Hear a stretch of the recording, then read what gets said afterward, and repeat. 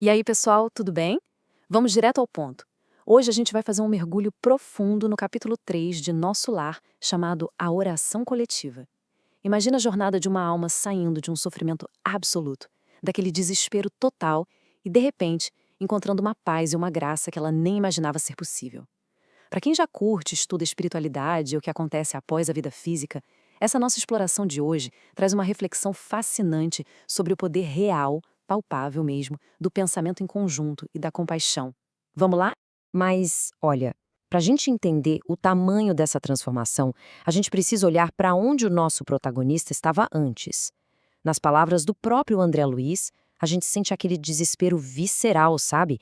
Ele tinha acabado de ser resgatado das zonas inferiores e fala sobre um abandono total, uma exaustão física e mental que é pura tortura. Ele se perguntava a quem recorrer naquela escuridão.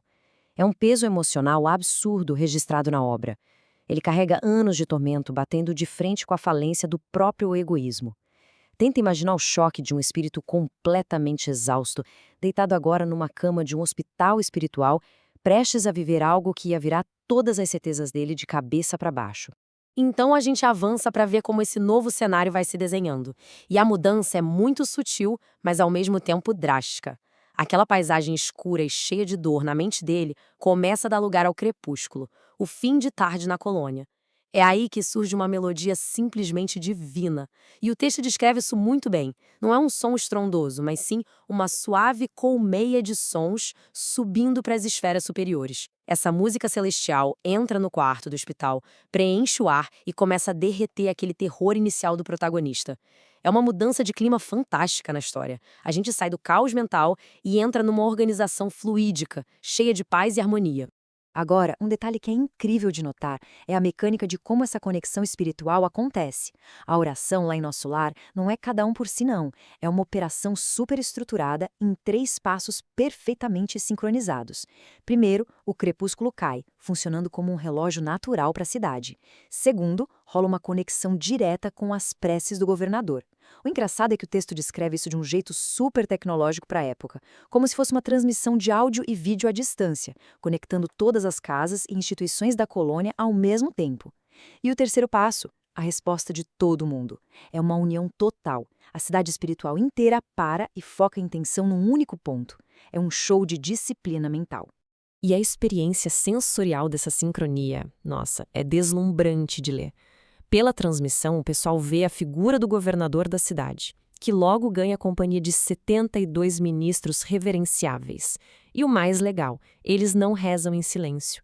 Eles formam um coro, eles cantam um hino maravilhoso, com o que o autor chama de notas angelicais. Toda essa energia cria umas vibrações misteriosas de paz e alegria que tomam conta das enfermarias. É como se a própria vibração da atmosfera mudasse de verdade, criando um escudo magnético quentinho e seguro em volta daquelas pessoas que até minutos atrás só conheciam o frio da rejeição. Aí a narrativa chega no clímax dessa cerimônia. É de tirar o fôlego, literalmente. O texto passa uma euforia tão serena que contagia a gente. Imagina só. Lá longe, flutuando alto no céu da colônia, começa a se desenhar um coração gigantesco, maravilhosamente azul, que pulsa iluminado por umas estrias douradas. E, gente, isso não é força de expressão ou só poesia. O relato mostra o momento exato em que a música, a intenção unida de todo mundo e aquela espiritualidade elevada se condensam e viram uma imagem imensa no horizonte. É o ápice absoluto da oração coletiva. Uma manifestação de amor tão real e tangível que apaga na hora qualquer lembrança ruim daqueles pacientes.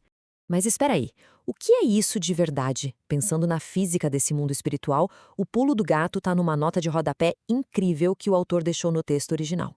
Esse coração azul gigante não é um milagre do nada ou um balão que fica lá flutuando para sempre. A fonte explica que é uma imagem simbólica, formada quase que átomo por átomo pelas vibrações mentais sincronizadas de milhões de habitantes, tudo ao mesmo tempo. Para mim, essa é uma das ideias mais fantásticas de toda a obra. O pensamento coletivo, focado no bem, tem tanta energia e tanta força magnética que constrói literalmente essa imagem majestosa no céu para dar esperança a quem está assistindo.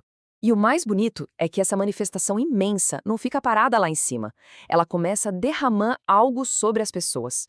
Como resposta àquela prece, começa uma chuva de flores azuis, descritas como miócites celestiais. O detalhe comovente é que ninguém conseguia pegar as pétalas na mão. Sabe por quê? Porque elas não eram matéria densa, eram pura energia fluídica. Um bálsamo que se desfazia de levinho assim que tocava a testa das pessoas. Lendo essa parte, a gente quase consegue sentir fisicamente o frescor dessas flores curando aquelas feridas invisíveis, sabe? É a caridade e a energia de cura transformadas numa chuva maravilhosa de renovação. O resultado prático e medicinal disso tudo fica muito claro quando a gente olha o antes e depois do paciente.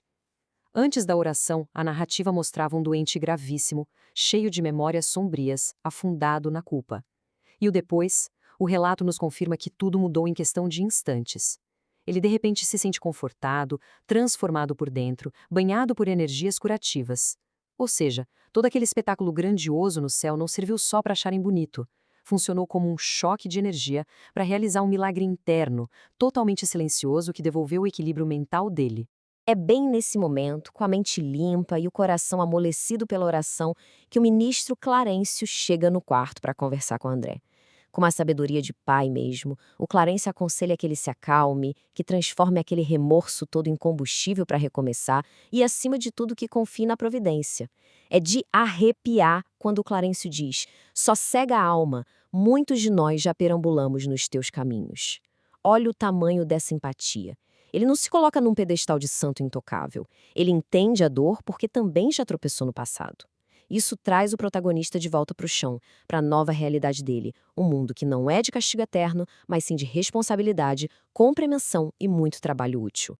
Sabe, o que essa experiência toda resume é basicamente a grande mensagem central do texto. A verdadeira força por trás de tudo isso, a melodia que limpa o ar, o gigantesco coração azul, as flores de energia derretendo na testa é o puro e simples poder do amor, aliado ao pensamento focado. A fonte atesta pra gente que a energia de compaixão e a disciplina de uma coletividade inteira tem a capacidade palpável de mudar de forma irreversível as dores de um espírito que estava preso no desespero. É uma renovação emocional e consciencial completa. E tudo isso que a gente viu hoje invariavelmente leva a gente para uma reflexão bem profunda. Pensa comigo, se o pensamento sincero e unido tem a mecânica real de construir coisas tão lindas e de curar mentes machucadas nessas realidades mais sutis, o que será que a nossa própria energia, a energia de cada um de nós, está criando hoje, aqui e agora, ao nosso redor? Será que a intenção que a gente cultiva todo dia está construindo pontes e luzes na sociedade, ou será que está só alimentando mais exaustão coletiva?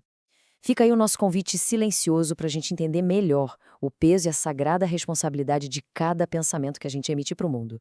Vale a pena pensar nisso pra caramba. Um abraço e até a próxima exploração.